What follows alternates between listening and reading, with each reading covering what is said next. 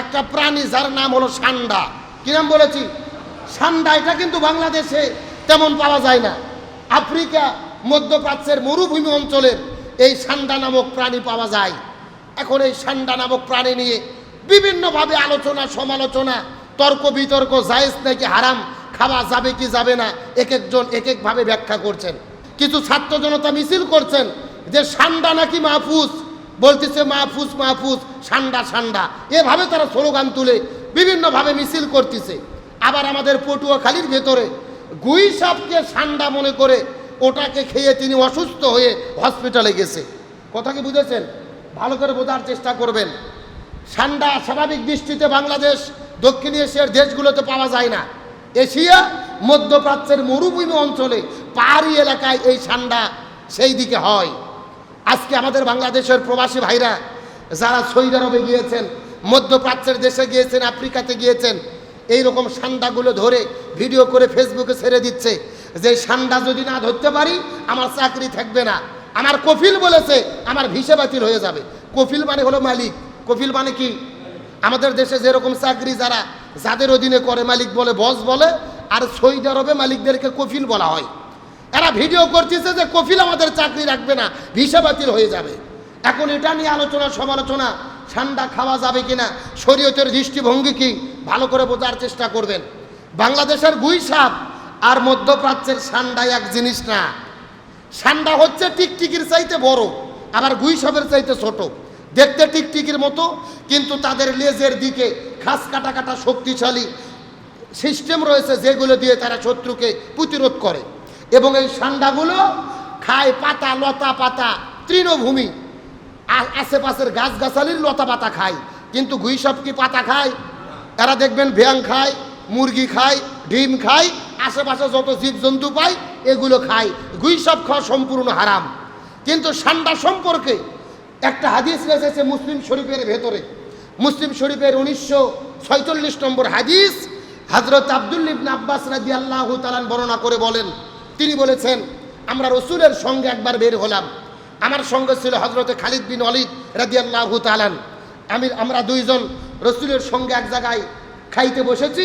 হঠাৎ করে ষান্ডা রান্না করে আমাদের কাছে নিয়ে এসে খেতে দেওয়া হলো। রসুল বললেন এটা তো ষান্ডা, আমি খাবো না। আব্দুল্লাহ ইবনে আব্বাস বলতেছে ইয়া রাসূলুল্লাহ, ষান্ডা কি খাওয়া হারাম?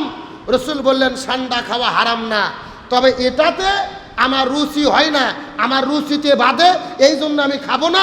তোমাদের যদি মন চাই তোমরা খেতে পারো। তার মানে রসুল খায়নি রসুলের রুচিতে না বাঁধার কারণে, তবে রসুল খাইতে নিষেধ করে নাই। এই জন্য মধ্যপ্রাচ্য, সৌদি আরব, কাতার, কুয়েত, ওই দেশের কফিলগুলো, বড় বড় মালিকগুলো, বাদশাগুলো, তারা এই ষান্ডাকে খায়। এখন ষান্ডা খাওয়ার শরীয়তের ফয়সালা বিভিন্ন মাযহাবে বিভিন্ন ফতোয়া এসেছে। ইমাম আবু হানিফা রাহমাতুল্লাহ আলাইহি তিনি বলেছেন যে ষান্ডা খাওয়া জায়েজ নেই, এটা মাকরু, অপছন্দনীয়। যেহেতু রসুল খায়নি আমরাও খাবো না। তবে ইমাম শাফি রাহমাতুল্লাহ আলাইহি বলেছেন যেহেতু রসুল খাইতে নিষেধ করেনি, সুতরাং যদি রুচিতে না বাঁধে চাইলে খাওয়া যাবে, কোনো সমস্যা। তবে এখন খাওয়া যাবে মনে করে আবার ষান্ডা মনে করে যদি গুই সাপ খান, সমস্যা আছে না নাই? গুই সাপ সম্পূর্ণ হারাম, কিন্তু ষান্ডা হারাম না, জায়েজ আছে। তবে আমাদের মাযহাবে মাকরু, অপছন্দ। যেহেতু রসুল খায়নি, না খাওয়াই ভালো। আর আপনার রুচিতে যদি না বাদে আপনি খান, তবে আবার ষান্ডা মনে করে গুই সাপ খাইন না। পেশ করা যাবে। আল্লাহ তাআলা সূরা নহলের 18 নম্বর আয়াতের মধ্যে কত চমৎকার করে আল্লাহ তাআলা বর্ণনা করে বলেছেন, অ ইন তাউদ্দু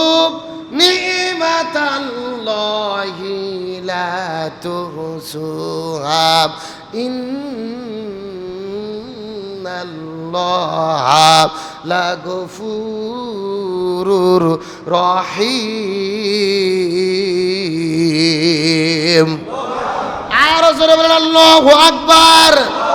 আল্লাহ তাআলা বলেন আসমান জমিন গ্রহ পর্বত নক্ষত্র জ্যোতিষ্ক মণ্ডলী নিহারিকা যা কিছু দেখতে পারো, যা কিছু দেখতে পারো না, আমি যতগুলো নিয়ামত সৃষ্টি করেছি, এই নিয়ামতের গুলো যদি তোমরা লেখে লেখে গণনা করতে চাও, হিসাব করতে চাও, আমি আল্লাহ চ্যালেঞ্জ করে বললাম তোমরা কখনোই আমার নিয়ামতের হিসাব করে শেষ করতে পারবা না।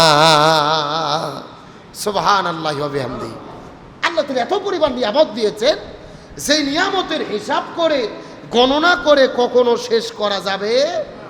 তাহলে আল্লাহ তাআলা সূরা লোকমান দান করলেন, লোকমানের নামেই আল্লাহ সূরার নামকরণ করলেন। এই সূরার এত গুরুত্ব তাৎপর্য কেন? লোকমান আলাইহিস সালাম তার সন্তানকে 10টা ওসিয়ত করেছিলেন, 10টা পরামর্শ দিয়েছিলেন। চিৎকার করে বলেন কয়টা? লোকমান আলাইহিস সালাম তার সন্তানকে 10টা উপদেশ দিয়েছিলেন, 10টা পরামর্শ দিয়েছিলেন। এই 10টা উপদেশ এবং পরামর্শ আল্লাহর কাছে এত বেশি ভালো লেগেছে, এই জন্য আল্লাহ তাআলা এই 10টা উপদেশ এবং পরামর্শকে কোরআনের মধ্যে লিপিবদ্ধ করে দিয়েছেন।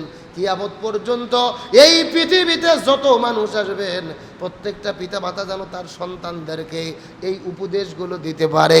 তার কারণ এই 10টা উপদেশ যদি কোনো সন্তান মেনে চলে, এই সন্তানটা কোনো সাধারণ সন্তান থাকবে না, এই সন্তানগুলো জান্নাতি সন্তান হয়ে যাবে। সুবহানাল্লাহি ওয়া বিহামদিহি।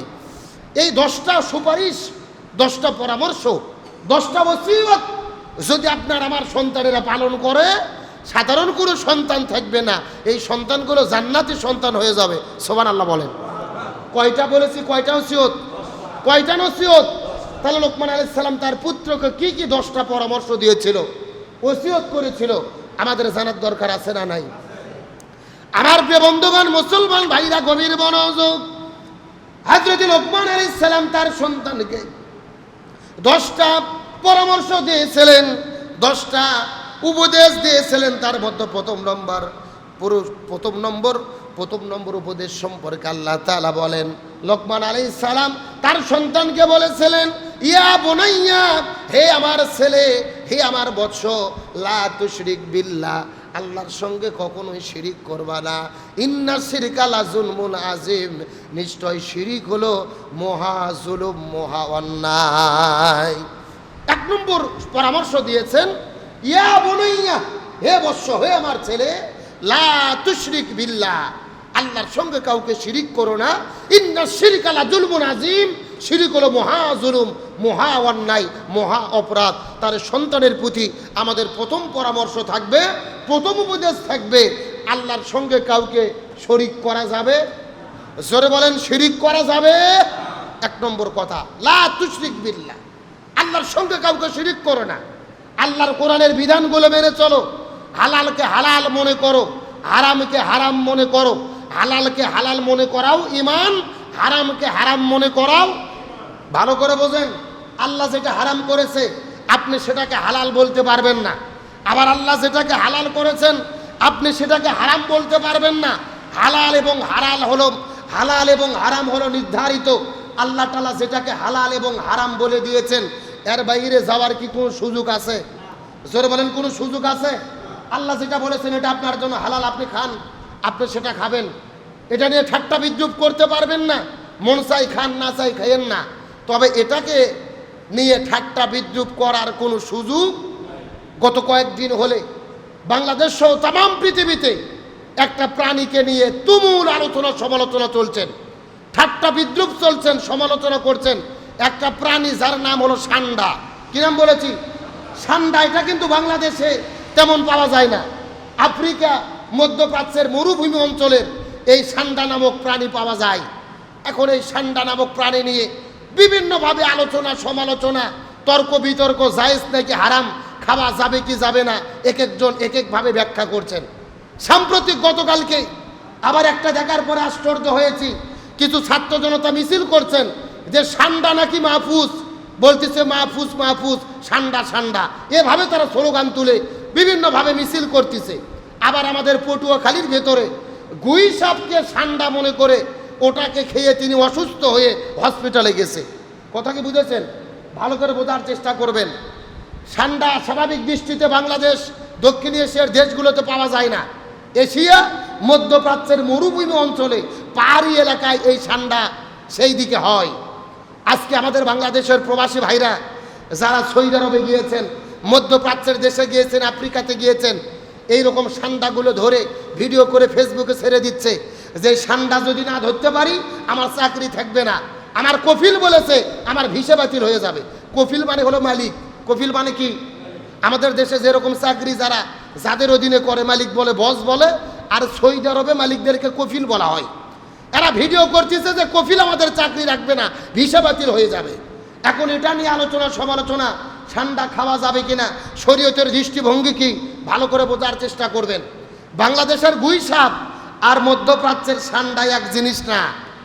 সান্ডা হচ্ছে টিকটিকির চাইতে বড়, আবার গুই সাপের চাইতে ছোট, দেখতে টিকটিকির মতো, কিন্তু তাদের লেজের দিকে খাস কাটা কাটা শক্তিশালী সিস্টেম রয়েছে যেগুলো দিয়ে তারা শত্রুকে প্রতিরোধ করে। এবং এই সান্ডাগুলো খায় পাতা, লতা পাতা, তৃণভূমি, আশেপাশের গাছগাছালির লতা পাতা খায়। কিন্তু গুই সাপ কি পাতা খায়? এরা দেখবেন ব্যাং খায়, মুরগি খায়, ডিম খায়, আশেপাশে যত জীবজন্তু পায় এগুলো খায়। গুই সাপ খাওয়া সম্পূর্ণ হারাম। কিন্তু সান্ডা সম্পর্কে একটা হাদিস এসেছে মুসলিম শরীফের ভেতরে। মুসলিম শরীফের 1946 নম্বর হাদিস। হযরত আব্দুল্লাহ ইবনে আব্বাস রাদিয়াল্লাহু তাআলা বর্ণনা করে বলেন, তিনি বলেছেন, আমরা রসুলের সঙ্গে একবার বের হলাম। আমার সঙ্গে ছিল হযরতে খালিদ বিন ওয়ালিদ রাদিয়াল্লাহু তাআলা। আমরা দুইজন রসুলের সঙ্গে এক জায়গায় খাইতে বসেছি। হঠাৎ করে সান্ডা রান্না করে আমাদের কাছে নিয়ে এসে খেতে দেওয়া হলো। রসুল বললেন, এটা তো সান্ডা, আমি খাবো না। আব্দুল্লাহ ইবনে আব্বাস বলতেছে, ইয়া রাসূলুল্লাহ, সান্ডা কি খাওয়া হারাম? রসুল বললেন, সান্ডা খাওয়া হারাম না, তবে এটাতে আমার রুচি হয় না, আমার রুচিতে বাধে, এই জন্য আমি খাবো না। তোমাদের যদি মন চাই তোমরা খেতে পারো। তার মানে রসুল খায়নি রসুলের রুচিতে না বাঁধার কারণে, তবে রসুল খাইতে নিষেধ করে নাই। এই জন্য মধ্যপ্রাচ্য, সৌদি আরব, কাতার, কুয়েত, ওই দেশের কফিলগুলো, বড় বড় মালিকগুলো, বাদশাগুলো, তারা এই সান্ডাকে খায়। এখন সান্ডা খাওয়ার শরীয়তের ফয়সালা বিভিন্ন মাযহাবে বিভিন্ন ফতোয়া এসেছে।